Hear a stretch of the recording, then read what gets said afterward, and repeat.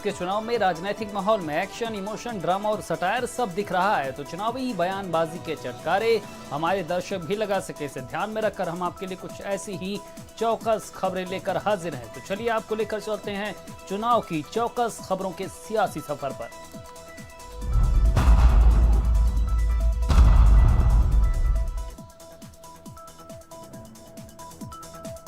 रांची में पीएम मोदी ने road show किया। पीएम मोदी ने रांची एयरपोर्ट से बिरसा चौक तक बीजेपी उम्मीदवार के पक्ष में रोड शो किया।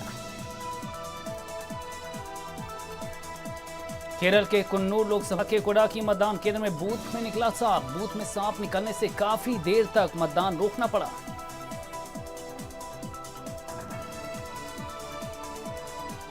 कर्नाटक में उत्तर कन्नड़ जिले के सिरसी में मतदान केंद्र में भारी बारिश हुई। भारी बारिश से मतदान हुआ प्रभावित। लोकसभा चुनाव के तीसरे चरण में पश्चिम बंगाल के मुर्शिदाबाद के रानी नगर इलाके में उपद्रवियों ने पोलिंग बूथ पर देसी बम से हमला किया। इस हमले में एक वोटर की मौत हो गई। जम्मू कश्मीर में पीपुल्स डेमोक्रेटिक पार्टी के समर्थकों ने अनंतनाग जिले के बिजबेहरा पोलिंग बूथ पर एक नेशनल कॉन्फ्रेंस के पोलिंग एजेंट की पिटाई कर दी और उस पर फर्जी मतदान का आरोप लगाया।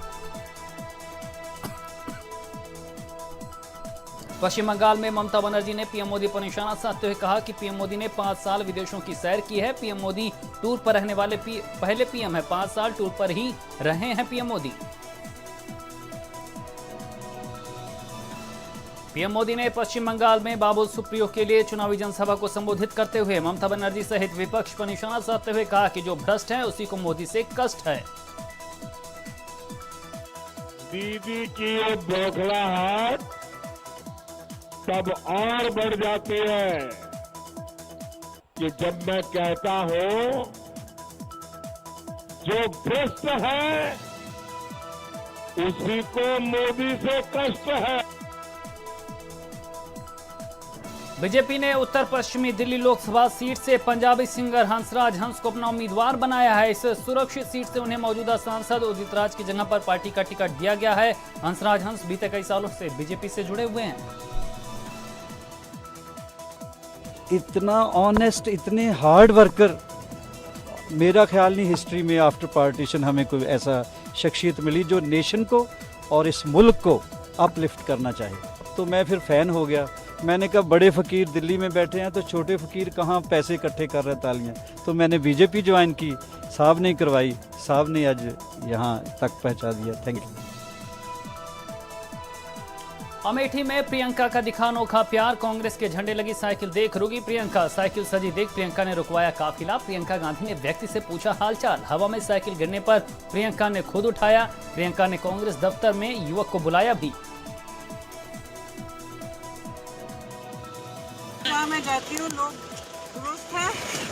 जो जितने फेस चुनाव के अभी तक हुए उसमें किसान ने, नौजवान ने और गरीबों ने और जिसको भी दर्द है, जिसको भी दुख है, उसने अपना मन दिखा दिया है। ये दिखा दिया है कि किस तरफ रुझान जा रहा है।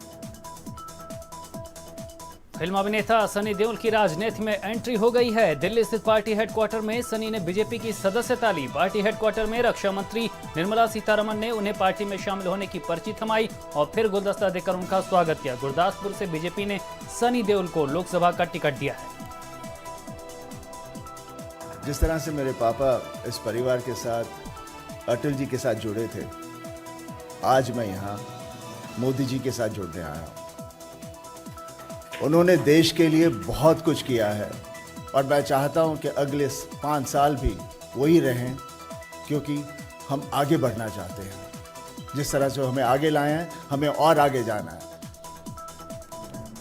सनी देओल के बीजेपी में शामिल होने पर गदर एक प्रेम कथा के डायरेक्टर अनिल शर्मा का रिएक्शन आ गया है। सनी देओल के बीजेपी में शामिल होने पर गदर के डायरेक्टर ने कहा, बीजेपी के पास 56 इंच का सीना तो था ही, अब 62 इंच का सीना भी आ गया है।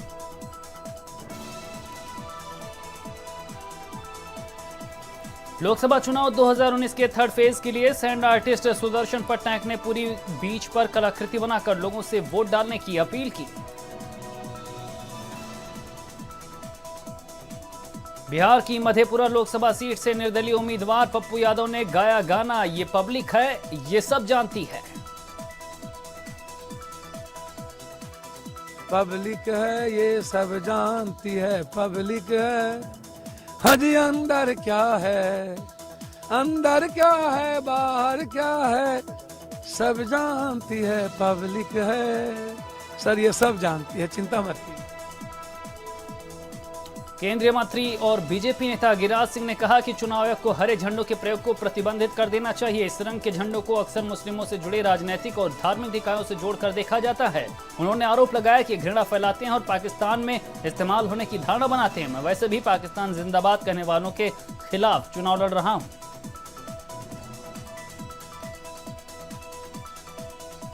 बसपा प्रमुख मायावती की प्रधानमंत्री पद की उम्मीदवारी को लेकर पूछे गए सवाल पर रामगोपाल यादव ने जवाब दिया, क्या आपने मूर्ख समझ रखा है? इस बात की मायावती को प्रधानमंत्री बनना चाहिए, ये बातें जो है 23 तारीख के बाद पूछना, ये बार बार आप जैसे क्या प्रायोजित बात कर रहे हैं आप?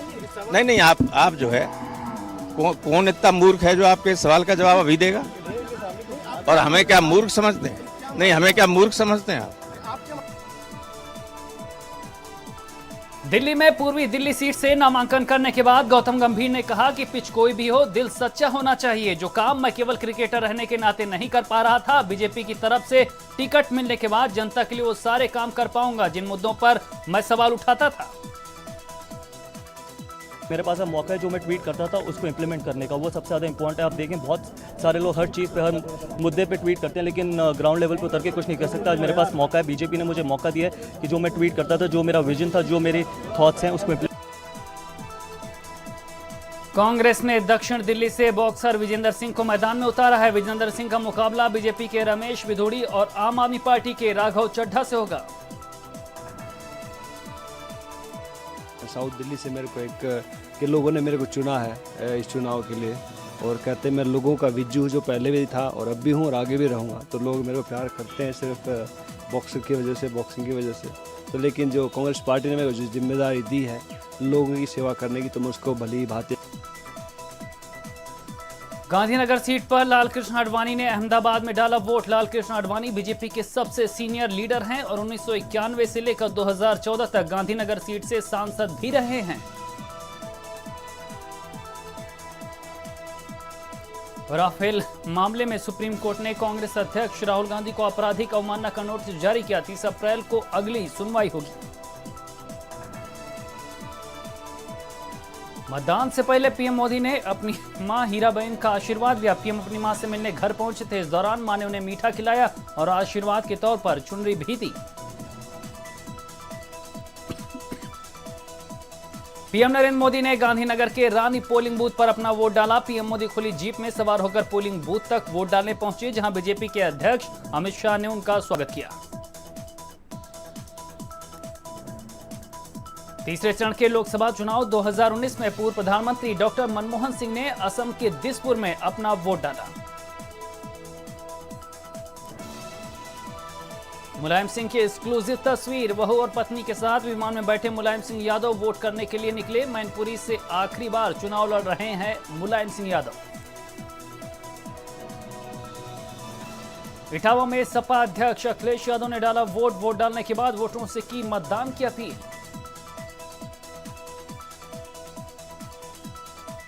सैफई में कन्नौज से सांसद प्रत्याशी और सपा अध्यक्ष अखिलेश यादव की पत्नी डिंपल यादव ने भी वोट डाला। महिलाओं की शिक्षा और महिलाओं की सुरक्षा और स्वास्थ्य तीनों ही बहुत ही महत्वपूर्ण मुद्दे हैं, लेकिन ये चुनावी मुद्दे नहीं बन पाते हैं। ये बहुत ही दुर्भाग्य है इस देश का, और जिस दिन ये चुनावी मुद्दा बन जाएगा तो मैं समझती हूँ महिलाओं की स्थिति भी देश में बहुत सुधरेगी। इटावा के सैफई में सपा के राष्ट्रीय महासचिव प्रोफेसर रामगोपाल यादव बेटे अक्षय यादव पत्नी डॉक्टर ऋचा यादव के साथ अभिनव विद्यालय मतदान केंद्र में पहुंचे और अपना वोट डाला। इटावा के सैफई में मुलायम सिंह यादव के भाई अभयराम यादव ने भी वोट डाला। वोट डालने के बाद अभयराम यादव ने कहा, नेताजी को पीएम बनता देखना चाहते हैं। मैनपुरी लोकसभा के प्रत्याशी मुलायम सिंह यादव के लिए रामगोपाल यादव और उनके भाई अभय सिंह यहां पहुंचे और गठबंधन की जीत का दावा किया। बहुत बड़ा दिन है, नेताजी के लिए वोट करने जा रहा हूँ। सर बहुत जल्दी सुबह वोट डाले हैं, हाँ, उसके बाद डालें। बहुत बड़ा दिन है, नेताजी के लिए वोट करने जा रहा हूँ। सर बहुत जल्दी सुबह वोट डाले हैं, हाँ उसके बाद डालें। सपा सुप्रीमो अखिलेश यादव का ट्वीट, मतदान केंद्र पर लापरवाही के लगाए आरोप। अखिलेश यादव ने ईवीएम मशीन पर उठाए सवाल, कहा ईवीएम से बीजेपी को वोट जा रहा है। मशीनें खराब की, मंत्री जी घर बैठे हुए हैं, प्रशासन वोट नहीं डालने दे रहा है रामपुर में, ये सब जानकारी इलेक्शन कमीशन को दी है। हमें उम्मीद है इलेक्शन कमीशन कड़ी कार्रवाई करेगा, जो लोग भी दोषी होंगे, चाहे जिलाधिकारी हों, चाहे। डिप्टी सीएम केशव मौर्य ने अखिलेश के ट्वीट का जवाब देते हुए कहा, सपा को हार नजर आने लगी है, तभी अखिलेश यादव ईवीएम पर सवाल उठा रहे हैं। बरेली में तीसरे चरण के मतदान के लिए दूल्हा दुल्हन मंडप से उठकर सीधा वोट करने बूथ पर पहुंचे। दोनों नव दंपति ने वोट कर लोकतंत्र के महापर्व में अपनी भागीदारी की। आजम खान ने रामपुर में बीजेपी सरकार और प्रधानमंत्री नरेंद्र मोदी पर निशाना साधते हुए कहा कि मेरे जीवन में कहीं कोई सुई की नोक की बराबर दाग होता तो मोदी जी की पिछली 5 साल की सरकार ने मुझे कुतुब मीनार पर ले जाकर फांसी दे दी होती। अगर मेरे जीवन में सुई की नोक की बराबर भी कहीं दाग होता तो मोदी जी की पिछली 5 साल की सरकार ने मुझे कुतुब मीनार पर ले जाकर फांसी दे दी होती। तीसरे चरण में वोटिंग का उत्साह वोटरों में जबरदस्त दिखा। वोटरों को वोट डालने के लिए मोटिवेट करने के लिए नेत्रहीन दिव्यांगों ने वोट किया, लोगों को ज्यादा से ज्यादा वोट डालने के लिए प्रेरित किया। इसलिए मैंने सबसे पहला वोट किया है कि एक तो जो लोग वोट नहीं डालते वो वोट डालने के लिए प्रेरित हों और वोट अवश्य डालें, क्योंकि एक वोट से सरकार बनती और गिरती है। और दूसरे मैंने इसलिए पहला वोट किया है कि राजनीतिक दल विकलांगों को नहीं सुनते, विकलांगों की समस्याओं पे ध्यान नहीं देते, विकलांगों की समस्याओं पे ध्यान दें और विकलांगों को भी सुना जाए। बरेली में तीसरे चरण के मतदान में वोटरों में गजब का उत्साह देखने को मिला। 95 साल की बुजुर्ग महिला अपने बेटों के साथ वोट डालने मतदान केंद्र पर पहुंची। वो लगातार वोट डालती आ रही हैं। रायबरेली में सोमवार को कांग्रेस के कार्यक्रम में शामिल होने जा रहे कार्यकर्ता दुर्घटना का शिकार हो गए थे। घायल कार्यकर्ताओं से मिलने प्रियंका गांधी जिला अस्पताल गईं। प्रियंका गांधी ने कार्यकर्ताओं से मिलकर हालचाल जाना। गोरखपुर लोकसभा सीट से नामांकन से पहले बीजेपी प्रत्याशी और भोजपुरी सुपरस्टार रवि किशन ने गोरखनाथ मंदिर में जाकर पूजा अर्चना की। गोरखपुर से बीजेपी के प्रत्याशी रवि किशन ने अपना नामांकन पत्र आज दाखिल किया है।